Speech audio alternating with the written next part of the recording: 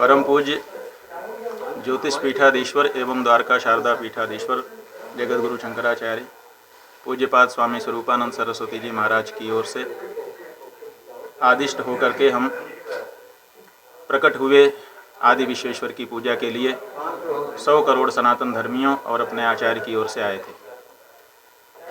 हमने किसी कानून का उल्लंघन नहीं किया, यहाँ तक कि प्रशासन के द्वारा वर्जित किए जाने पर हमने अपने साथ के लोगों को भी मठ में छोड़ा। एक हाथ से दंड और दूसरे हाथ में पूजा की थाली लेकर के अकेले पैदल चलते हुए जहाँ तक जाने दिया जा सके, जहाँ तक सब जाते हों, किसी भी निषिद्ध क्षेत्र में प्रवेश न करने की बात कहते हुए हम पूजा के लिए जा रहे थे। लेकिन वाराणसी के जिला प्रशासन के द्वारा न्यायालय की बात कह करके, जबकि न्यायालय का कोई आदेश दिखाया नहीं गया, केवल न्यायालय न्यायालय न्यायालय रटते हुए हमको बलपूर्वक हमारे मठ में ही रोक दिया गया। और ऐसा करके 100 करोड़ से ज़्यादा सनातन धर्मियों की जो अभिलाषा थी कि अपने प्रकट हुए भगवान की हम पूजा अर्चना करके उनका आशीर्वाद ले सकें और न पूजा करने का जो दोष है उससे बच सकें, ये वंचित कर दिया गया 100 करोड़ सनातन धर्मियों, जिसके फलस्वरूप धर्मशास्त्रों की आज्ञा के अनुसार पूजा के लिए चल देने के बाद हमको रोके जाने के कारण पूजा न कर लेने तक हमने अन्न जल का परित्याग किया। लगभग 108 घंटे तक हम अन्न जल का परित्याग करके बैठे रहे। गुरु आज्ञा आई कि तुम अब ये व्रत छोड़ दो, तुम्हारा व्रत पूरा हुआ। हमारे यहाँ धर्मशास्त्र ये कहता है कि अगर किसी धर्म कार्य में हम लगे हुए हैं और उस समय हमारे गुरु अगर हमको बुला लेते हैं और वो कार्य अधूरा छूट जाता है तो वो धर्मशास्त्र की दृष्टि से अधूरा नहीं माना जाता। और हमने स्वास्थ्य लाभ किया। अब सवाल सबसे बड़ा ये है कि जिस वाराणसी के जिला प्रशासन के द्वारा हमको न्यायालय की बात कह करके बलपूर्वक मठ के अंदर घुस करके पुलिस ने रोक दिया पूजा करने से, हमने अध्ययन किया। हमने आपको पहले भी बताया कि हमने सुप्रीम कोर्ट के और जो वाराणसी के सिविल जज हैं उनके दिए गए इस संदर्भ के निर्णय का अवलोकन किया। हमने पाया कि सर्वे के दौरान जब शिवलिंग दिखाई दिया तो सर्वे के साथ जो पक्षकारों के वकील थे उन्होंने जाकर के न्यायालय में एक आवेदन दिया, जिसमें उन्होंने कहा कि स्थान को तत्काल सील कर दिया जाए, शिवलिंग को सील कर दिया जाए ताकि उससे छेड़छाड़ ना हो सके। वाराणसी के जिला जज सीनियर डिवीज़न ने तत्काल इस आशय का आदेश पारित किया, जिसके विरुद्ध जो मस्जिद की इंतजामिया कमेटी है वो सुप्रीम कोर्ट गई दूसरे ही दिन, और सुप्रीम कोर्ट ने कहा संभवतः यहाँ के सिविल जज के द्वारा दिए गए निर्णय को सुधारते हुए, क्योंकि यहाँ के जिला जज ने कहा था कि सील कर दो, तो सुप्रीम कोर्ट ने इस बात को माइन्यूटली बहुत सूक्ष्मता से संभवतः समझा और उन्होंने कहा कि सील करने की जो बात थी, जो आदेश था, उसको उन्होंने लिखा अपने आदेश में और लिख करके उसको मॉडिफाई किया और उसमें लिखा ड्यूली प्रोटेक्शन करो। ड्यूली प्रोटेक्शन का जिलाधिकारी को आदेश दिया। मतलब पहले उसको सामान समझ करके, पत्थर समझ करके, वस्तु समझ करके पक्षकार के वकील के द्वारा अनुतोष मांगा गया। जिला जज के अंतर्गत सिविल जज जो थे उन्होंने तदनुरूप का ही आशय का आदेश पारित कर दिया। लेकिन सुप्रीम कोर्ट ने समझा कि ये वस्तु नहीं है। आप समझिए, आदेशों के अंतर को समझिए। उन्होंने कहा सील कर दो। सील कर दो माने वस्तु जैसे गोदाम सील कर दिया जाता है, तो सील कर दो। सुप्रीम कोर्ट ने संभवतः समझा कि ये सील करने की चीज़ नहीं हो सकती है, इसका ड्यूली प्रोटेक्शन होना चाहिए। उसका ये ग्रंथ है भगवंत भास्कर, ये कहता है कि जो शिवलिंग है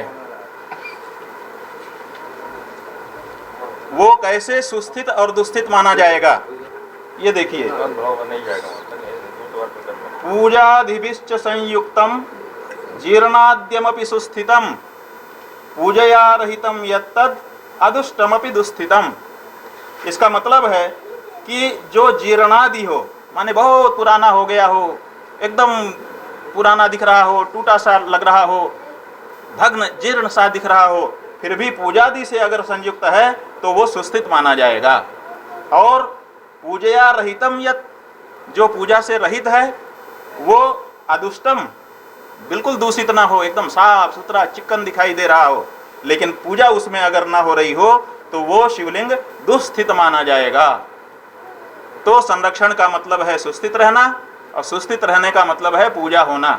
वो कैसा दिखता है, पुराना धुराना दिखता है, उससे मतलब नहीं है। अगर उसमें पूजा हो रही है तो वो सुस्थित है, संरक्षित है। और अगर उसमें पूजा नहीं हो रही है, देखने में भले चिकना चुपड़ा दिखाई दे रहा है, सुंदर दिखाई दे रहा है, पूजा नहीं हो रही है, तो उसी का मतलब है दुस्थित। तो यहाँ पर जो सुप्रीम कोर्ट का आदेश था, इनको ड्यूली प्रोटेक्शन का था, संरक्षण का था।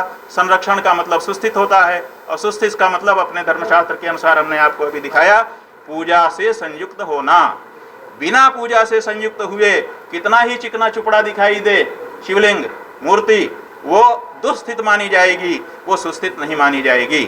तो इनको चाहिए था कि ये तत्काल सुप्रीम कोर्ट के आदेश को मान करके पूजा शुरू करवाते, लेकिन इन्होंने आज 1 महीना से अधिक का समय हो गया। पूर्णिमा ज्येष्ठ वैशाख की पूर्णिमा को प्रकट हुए भगवान, ज्येष्ठ की पूर्णिमा चली गई, आषाढ़ का आज कृष्ण पक्ष की द्वितीया तिथि आ गई, 1 महीना 2 दिन का समय बीत गया। आज तक सुप्रीम कोर्ट का आदेश होने के बावजूद जिलाधिकारी वाराणसी पूजा सुनिश्चित नहीं कर रहे हैं, जबकि सुप्रीम कोर्ट का जो आदेश है वो बहुत हार्मोनिकल है, बहुत ही सौहार्दपूर्ण है। वो कहते हैं कि दोनों पक्षों से बात करो और दोनों पक्षों की जो धार्मिक परिपालना है उसको सुनिश्चित करो। उनकी नमाज सुनिश्चित कराई, हमने कभी नहीं कहा कि उनकी नमाज को रोका जाए, आप लोगों ने कभी हमारे मुंह से नहीं सुना। लेकिन हमारी पूजा क्यों नहीं की जा रही है? आखिर जिलाधिकारी वाराणसी सुप्रीम कोर्ट का आदेश होने के बावजूद भगवान की पूजा क्यों सुनिश्चित नहीं कर रहे हैं, ये बड़ा प्रश्न है। और हमारे शास्त्रों में ये कहा गया है कि पूजा के योग्य कोई विग्रह हो और उसकी पूजा ना हो तो बहुत बड़ा दोष पाप लगता है। और वो पाप किसको लग रहा है? वो सब सनातन धर्मियों को लग सकता था, लेकिन सब सनातन धर्मियों के जो गुरु हैं, जगत गुरु शंकराचार्य जी महाराज, वो समस्त सनातन धर्मियों के प्रतिनिधि माने जाते हैं। उनकी तरफ से हम नियुक्त हुए और आए, पूजा करने के लिए हम तैयार थे, इसलिए उनको नहीं लगेगा, किसी सनातन धर्मी को अब उसका दोष पाप नहीं लगेगा। अगर अपूजित शिवलिंग है आज तक और उससे कोई दोष पाप बन रहा है धर्मशास्त्र की दृष्टि से, हिंदू धर्म की दृष्टि से, तो वो रोकने वाले को लगेगा। और रोकने वाला कौन है? रोकने वाला जिलाधिकारी वाराणसी है। जबकि जिलाधिकारी वाराणसी के द्वारा आप चैनल लोगों के माध्यम से ये पूरे देश में, पूरे विश्व में ये बात फैला दी गई, ऐसी धारणा बना दी गई कि जिलाधिकारी वाराणसी तो बड़े न्यायप्रिय हैं, कोर्ट की बड़ा सम्मान करते हैं, वो तो कोर्ट के आदेश के परिपालना के लिए तत्पर हैं। और शंकराचार्य का प्रतिनिधि ये तो कोर्ट को कुछ समझते ही नहीं है, कोर्ट का आदेश होने के बावजूद पूजा की जिद ठाने हुए हैं। ऐसी धारणा पूरे विश्व में बनाई गई। आप लोगों ने भी नासमझी के कारण इस चीज को फैलाया। हमारा आपसे भी अनुरोध है कि सुप्रीम कोर्ट के आदेश का बारंबार आपके चैनल के माध्यम से, आपके मीडिया हाउस के माध्यम से, जो आपके कानून के विशेषज्ञ हों उनसे अध्ययन कराइए और अध्ययन करा करके जनता के सामने वस्तुस्थिति स्पष्ट करिए। नहीं तो जैसे केबीसी में 2000 के नोट में चिप होने का जो आप लोगों ने चलाया था, कैसी हंसी उड़ रही है मीडिया की 4-5 दिनों से, ऐसी ही हंसी इस मामले में भी आपकी उड़ेगी। मीडिया की जो विश्वसनीयता है वो खंडित हो जाएगी। इसलिए माननीय सुप्रीम कोर्ट का आदेश है कि दोनों पक्षों से बात करो, दोनों की धार्मिक परिपालनाओं को सुनिश्चित करो और शिवलिंग को ड्यूली प्रोटेक्ट करो। सुप्रीम कोर्ट के आदेश की परिपालना की जाए। जिलाधिकारी वाराणसी इस मामले में फैल रहे हैं और हमने जिस दिन हम 108 घंटे के निर्जल उपवास से उठे, उसी दिन हमने जिलाधिकारी वाराणसी के कार्यालय में ईमेल पर और रजिस्ट्री ऑफिस रजिस्टर्ड पोस्ट से एक नोटिस भेजा और उसमें इस बात का उल्लेख किया कि आप फेल रहे हैं सुप्रीम कोर्ट के फैसले का अनुपालन कराने में। लेकिन आज लगभग 1 सप्ताह का समय हो गया, 1 सप्ताह के बाद भी जिलाधिकारी वाराणसी हम लोगों को उत्तर हमारे नोटिस का नहीं दे रहे हैं। तो स्वाभाविक है कि उनको कोई पड़ी नहीं हुई है। न्यायालय को केवल ढाल बनाया जा रहा है, न्यायालय के आदेश का परिपालन नहीं किया जा रहा है। जहां इनको जरूरत होती है वहां न्यायालय न्यायालय चिल्ला देते हैं ढाल बनाने के लिए, और जहां जरूरत नहीं होती है वहां जो चाहते हैं वही कर देते हैं। काहे का न्यायालय, काहे का कानून। ना विधायी का तात्पर्य रखने लग गई अब देश में, ना न्यायपालिका का तात्पर्य रखने लग गई। कार्यपालिका इतनी निरंकुश हो गई है कि वो जो चाह रही है वो कर ले रही है। जहां जरूरत पड़ती है वहां कानून का हवाला दे दिया जाता है, और जहां जरूरत उनको नहीं महसूस होती है वहां मनमाना करने के लिए उनको कोई कानून बाध्य नहीं करता। ये परिस्थिति केवल हमारे ज्ञानवापी में प्रकट हुए प्रभु के संदर्भ में नहीं है, अन्य संदर्भों में भी है। लेकिन हम धर्माचार्य होने के नाते केवल अपने धर्म की बात कह रहे हैं, केवल संकेत मात्र से आपको बता रहे हैं। अब हम लोगों ने ये निश्चित किया है कि जो जरूरी कार्यवाही होगी जिलाधिकारी वाराणसी के विरुद्ध करेंगे। हम स्वतंत्र हो गए। 1 हफ्ते तक हमने नोटिस देकर के प्रतीक्षा की, कुछ बीच में हमने नहीं कहा, एक वक्तव्य हमने नहीं दिया, बड़ी संजीदगी के साथ हम प्रतीक्षा करते रहे।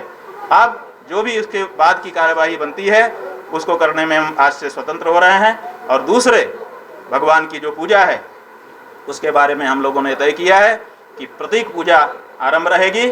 और एक भारत में 7 लाख गांव है और लगभग 4.5 लाख शहरों के मोहल्ले हैं। हम सब एक मोहल्ले से, एक गांव से एक दिन की पूजा सुनिश्चित करेंगे। उसके लिए हमारे कार्यकर्ता गाँव में पहले से सूचना करेंगे, गाँव में जाएंगे, गांव के लोगों को इकट्ठा करके विश्वेश्वर की प्रतीक पूजा करेंगे। कल से ये कार्य हमारा आरंभ हो जाएगा और उसके बाद कानूनी रूप से और लौकिक रूप से जो भी उपाय करने होंगे भगवान की पूजा सुनिश्चित करने के लिए, वो सब उपाय हम करेंगे। हमारे जगत गुरु शंकराचार्य जी महाराज कर रहे हैं अपने सनातन धर्मियों की ओर से, उनके प्रतिनिधि के रूप में हम भी अपने दायित्वों से कभी विरत नहीं होंगे। दृढ़तापूर्वक अपने दायित्वों का, धार्मिक दायित्वों का पालन करेंगे।